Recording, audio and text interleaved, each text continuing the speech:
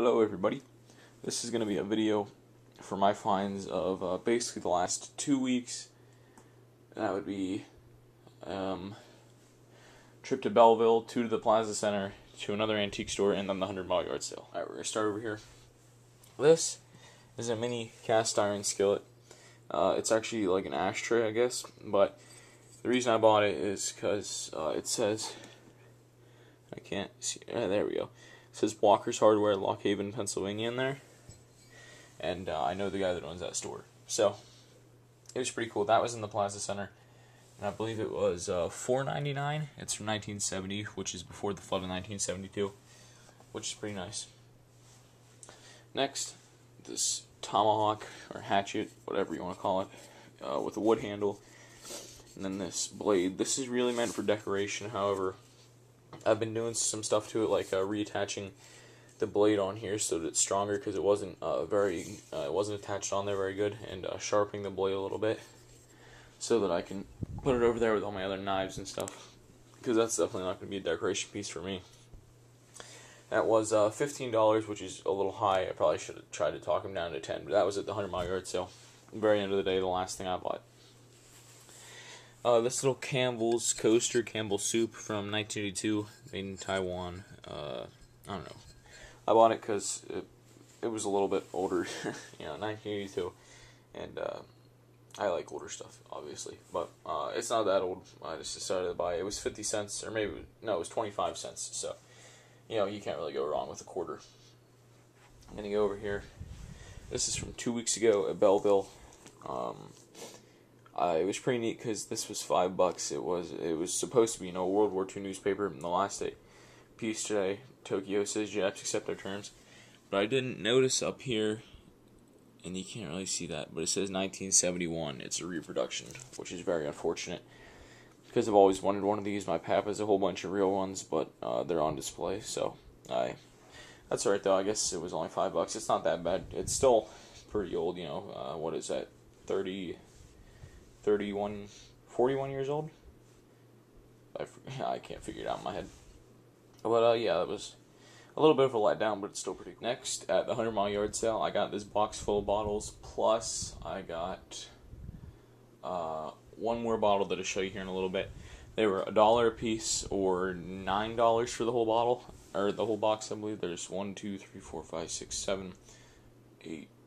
No, it was $8 for the whole thing, which isn't bad considering the fact that it has one of these older Pepsi Cola bottles, which goes along with the crate that I have, which is nice. So, yeah. And then there's 2 Royal Crown Colas in there, a Hires Root Beer, 2 Hires Root Beer actually, and a Knee High, and some old perfume-ish type bottle, which that's pretty cool. Next, at the Plaza Center this week, I bought an Upper 10 bottle, which I was really excited when I first saw it, because I dug up a bottle cap for one of these a few weeks ago. The only problem with it is the label's starting to go away, but it's still a pretty nice bottle. If I can get this little bit of sticky there from the price tag off, it'll be even better. So, that was $1.99, I believe. And then I don't think that was all the bottles I got, because I also got another one of these 7-Up 6-packs, but this one is the smaller size. These are, what size are these? 7 fluid ounces. And also in that box was another one of the 7-ounce ones.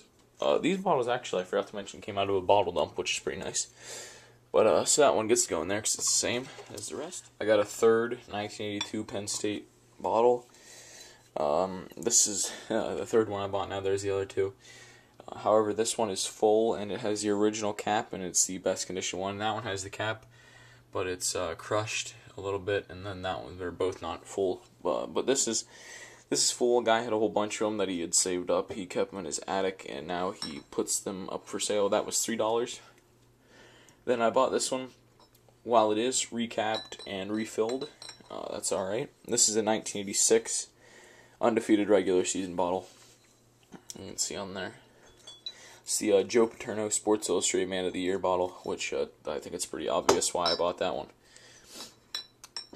That was pretty high in price. That was $8.95, I believe. But in the Plaza Center, it's not like it's a flea market. You can't talk people down on prices. So but I was willing to pay that for a little right there. I also got this bottle, which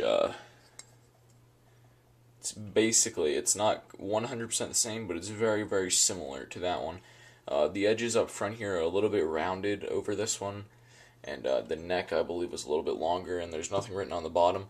When I first saw this, it was in a display case, and I was like, man, I bet that's the same bottle. I have to buy that, because then I'd have two of them, and I've never seen, any other ones before.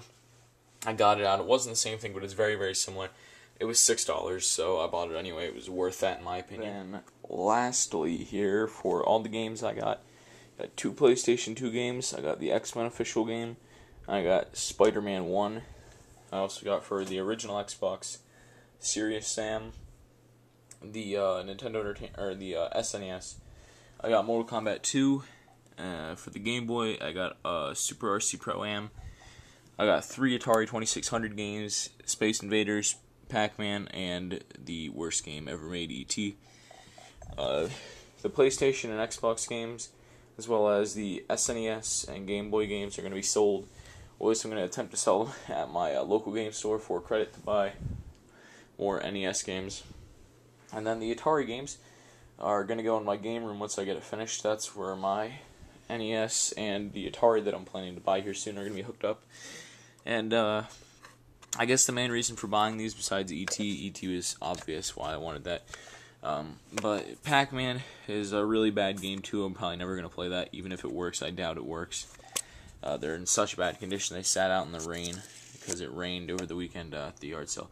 But I want Space Invaders because that's my dad. That's the only video game my dad ever played as a kid besides Pac-Man. Space Invaders on, obviously an arcade machine, not a Atari. And, well, I guess he did have a Pong console, but that's it. He never had anything like an NES, because he was born back in the 60s. So, we're going to get that hooked up with a joystick controller in the basement, and hopefully he's going to enjoy that. Hope you guys enjoyed this video, and I'll put another video out the next time. Actually, no, I'll put a new video out soon, because I have to show up my metal detecting finds I got this week. So, thank you guys for watching, and I'll see you guys later.